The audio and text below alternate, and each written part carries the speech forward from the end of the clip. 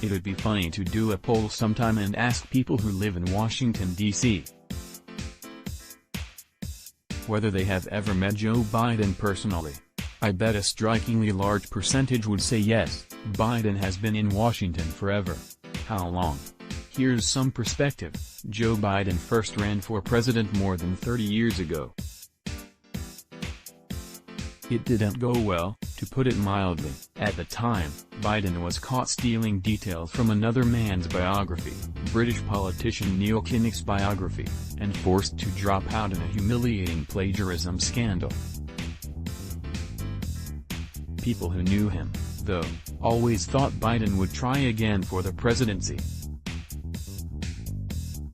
And of course, he is, though this year seems a pretty strange time to do it. In latest gaffe, Biden places King Kennedy assassinations in the late 70s. It's hard, in fact, to imagine a candidate more out of step with the moment he is running. Biden is old and pale at a time when his party worships youth and diversity. Biden spent decades cultivating a reputation, deserved or not, as a moderate at a time when his party is moving hard to the left. As of right now, though, Biden is still the front-runner for the Democratic nomination, but it's not a comfortable fit. So what exactly is Joe Biden running on? Well, if you guessed, ideas. Have another beer. You've obviously had a few beers already if you think that. No, Biden is not running on ideas. He is emphatically not an ideas man.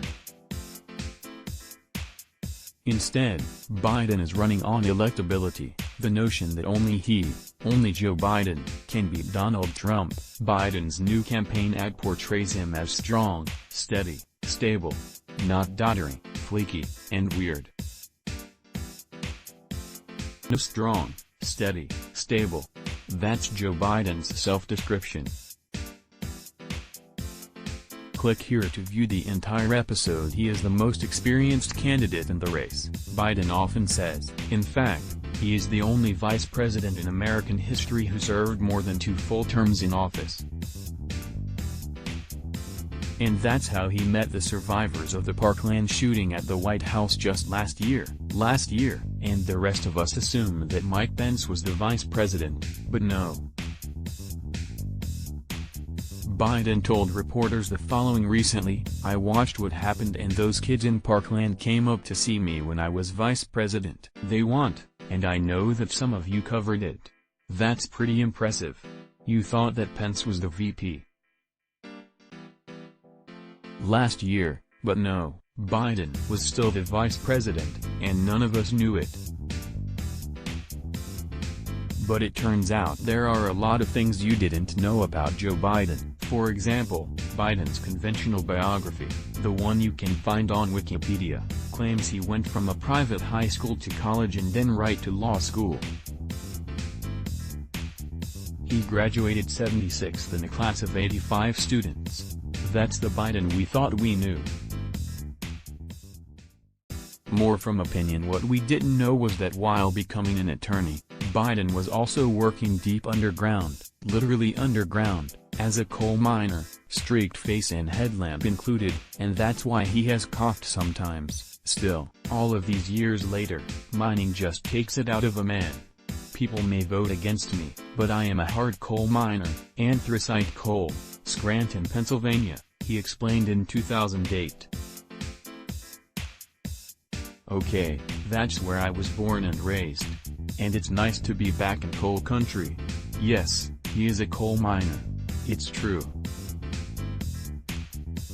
You should also know that Biden was also, at various times, a fireman, a hard-boiled homicide detective, a gold miner in the Yukon, and a wise old Indian chief who slew many a bear in his day. Not your average politician for sure. Needless to say, Biden was also a war hero. Of course, he was not in his generation's war. Deference kept Joe Biden out of Vietnam. No, he was the oldest American soldier U.S. senator serving in Iraq, braving relentless enemy fire to bring democracy to that benighted nation. Click here to get the opinion newsletter. Number 1, you take all the truths out, you better have helicopters ready to take those 3,000 civilians inside the green zone where I've been 7 times and shot at, Biden told supporters in 2008. Yes, he has been shot at. Others, we should tell you, remember that moment differently. They claimed Biden was simply staying at a hotel in Iraq when a mortar exploded hundreds of yards away. The mortar didn't even delay the breakfast buffet, but whatever.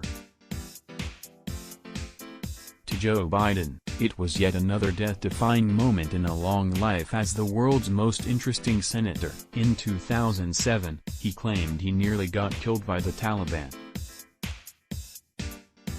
It's hard, in fact, to imagine a candidate more out of step with the moment he is running. Biden is old and pale at a time when his party worships youth and diversity. If you want to know where Al-Qaeda lives, if you want to know where bin Laden is, come back to Afghanistan with me, Biden said. Come back to the air where my helicopter was forced down with a 3-star general and 3 United States senators at 10,500 feet in the middle of those mountains. I can tell you where they are. Now, once again, we must tell you there was some dispute about what actually happened. Or possibly more factually reliable participants claim that Biden's helicopter landed because of a snowstorm, not because Osama bin Laden was personally trying to murder Biden, but don't tell Senator Biden that. Nor should you tell him that nobody can remember seeing him at all those civil rights sit-ins and demonstrations he claims to have led in the 1960s, either. He and Martin Luther King, leaders of the movement, that's his story. Click here to get the Fox News app. He has got a million stories like that, and he is the hero of every single one of them. Take a seat, and he'll tell you, ladies and gentlemen. And remember, as you listen, that this man, this former coal miner and civil rights leader, is the single sanest person running for president as a Democrat this year. Meditate on that for a minute. Adapted from Tucker Carlson's monologue from Tucker Carlson tonight on August 20, 2019. Click here to read more from Tucker Carlson. Let's block ads.